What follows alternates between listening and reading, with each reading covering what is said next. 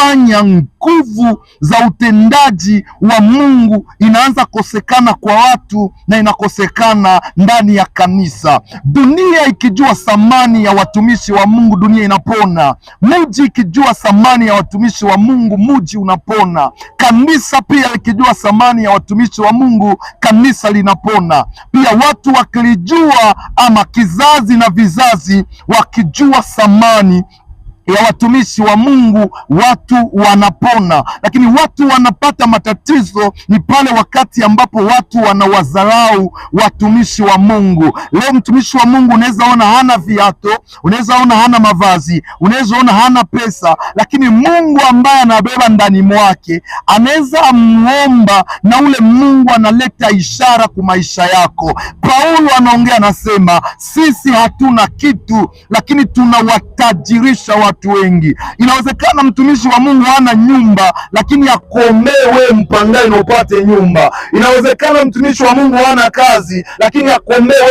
wewe shomeri na unapata kazi. Maana yake mtumishi wa Mungu, kuna mamlaka ambayo Mungu ameweka ndani ya watumishi wa Mungu, na ndani ya vinywa vya watumishi wa Mungu mnajaa baraka na pia mnajaa laana. Watumishi wa Mungu wanaposimama kutamka neno kwa ajili yako, unaweza fikiri wanatamka tu neno,